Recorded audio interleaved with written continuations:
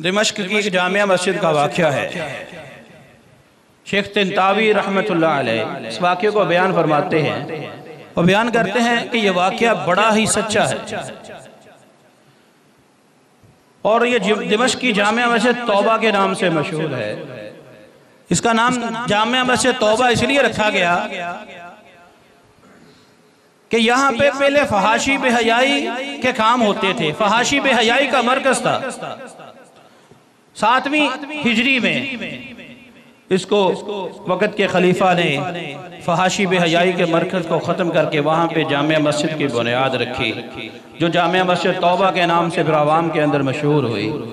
उस मस्जिद के अंदर तालीम होती थी, शेख दर्स देते थे, वहाँ पे तालिब इल्म का एक हल्का था जो वहाँ पे तालीम हासिल करते थे। जामिया मस्जिद तौबा के एक कमरे के अंदर एक तालिब इल्म वो भूख से नढाल था। 2 दिन गुजर चुके और उसके पेट के अंदर कोई लुकमा नहीं गया था। बड़ा ही खुददार किस्म का इंसान था, किसी से कुछ मांगता नहीं था। जब तीसरा दिन शुरू हुआ, भूख के मारे तबीयत बहुत ही ज्यादा नढाल हुई। अब दिल के अंदर ये बात पैदा हो रही है कि अब तो शायद इस भूख की वजह से मेरी मौत वाक़ई हो जाएगी। फिर ये बात जहन में आती है कि जब इंसान इतना लाचार हो जाए, इतना मजबूर हो जाए, तो मजबूरी की बिना पे अल्लाह तबारक व तआला कुछ हराम कामों को बवक्ते ज़रूरत जान बचाने के लिए उतना उसके लिए उसको जायज़ करार देते हैं। दिल के अंदर यह ख्याल पैदा हुआ कि मुर्दार को खा लिया जाए या फिर चोरी के रास्ते का इंतखाब किया जाए। फ़क्र फाका ये बहुत ही बुरी चीज़ है, अल्लाह हमको महफूज फरमाए।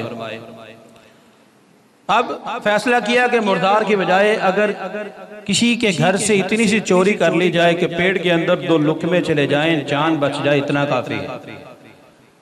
कदीम मोहल्ला था, छतें आपस में मिली हुई, मस्जिद की छत पे चढ़े, वहाँ से महल्ले के अंदर महल्ले की छतों पे चलना शुरू किया। पहले घर में पहुँचे, वहाँ से कुछ ख़वातीन की आवाज़ें आ रही थी, उस घर को छोड़ दिया, आगे चले गए। आगे वाले घर में गए, वहाँ पर किसी की आवाज़ नहीं आ रही थी, लेकिन वहाँ से हंडिया की खुशबू आ रही थी। भूख और चमक उठी।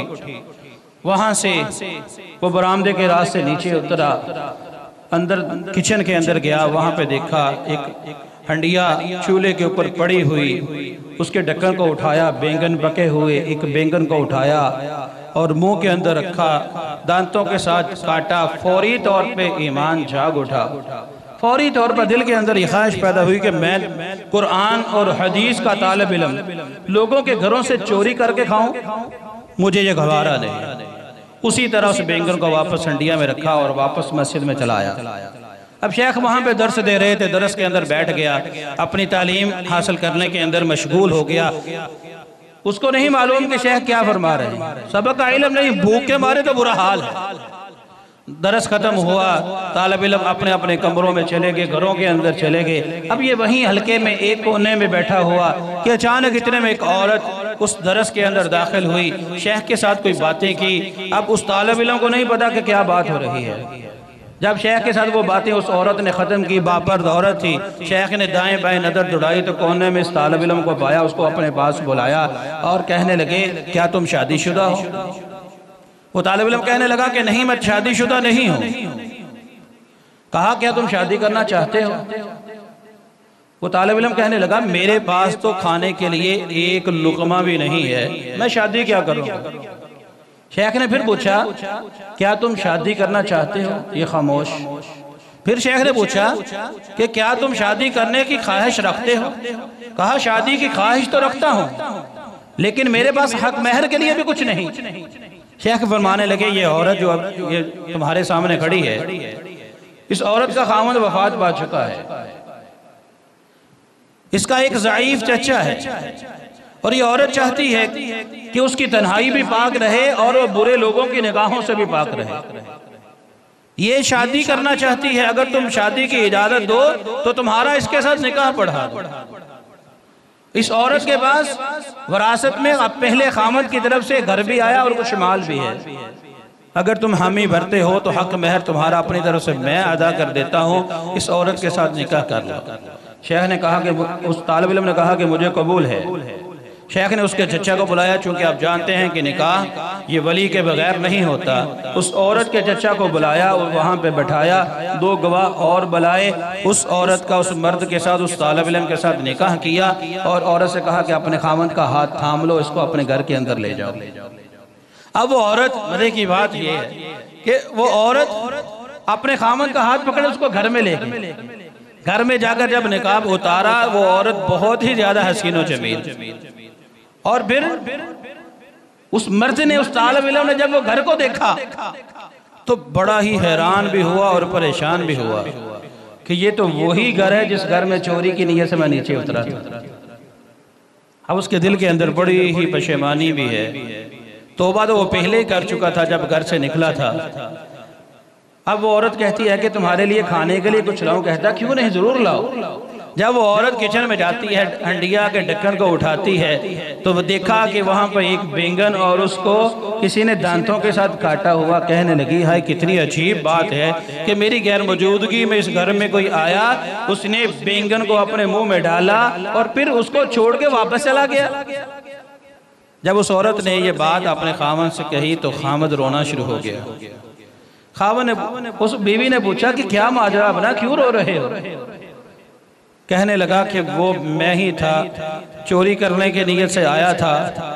जब इस हंडिया से बैंगन को उठा के मुंह में डाला, दिल के अंदर ये ख्याल पैदा हुआ कि दुनिया में तो कोई नहीं देख रहा, लेकिन वो अल्लाह तो देख रहा। मेरे लिए लायक नहीं है कि मैं इस चीज को नाजायज तरीके से खाऊं। मैंने वहीं पे तौबा करके वापस मस्जिद में चला आया था। वो औरत कहने लगी कि आज तुझको तेरे उस हराम को छोड़ने की वजह से अल्लाह ने वही चीज तुमको हलाल तरीके से भी अता कर दी। और सिर्फ वो चीज नहीं, वो घर भी और घर के माल का भी अल्लाह ने तुझको उसके बदले में अता कर दिया। मन तारका लिल्लाहि शैअन अव्वदहुल्लाहु खैरम मिनहु इन्नका लन तदअ शैअन। तो कोई भी चीज अल्लाह की रजा के लिए छोड़ देता है, तुम्हारा मकसद सिर्फ अल्लाह को राजी करना है, अल्लाह उसके बदले में तुम्हें बहुत ही बेहतर अता फरमाते हैं। ऐ लोगों, अपनी नीयतों को दुरुस्त कर लें, दिलों की कैफियत को दुरुस्त कर ले। अल्लाह ने तेरे मुकद्दर में जो लिख दिया है वो तुझे मिलकर रहेगा, और जो अल्लाह ने लिखा है अगर तू हलाल तरीके से उसको हासिल करेगा, अल्लाह तबारक व तआला इसके बदले वो तुमको दुनिया में सुरखरू फरमाएंगे। दुनिया में जो माल मिलेगा उसमें तुम्हारी किनात होगी, और जब अल्लाह के दरबार में जाओगे अल्लाह तुम्हें अपनी जन्नतों का वारिस बना देगा। अल्लाह समझने की तौफीक अता फरमाए। व आखिरु दअवाना अनिल हम्दुलिल्लाहि रब्बिल आलमीन।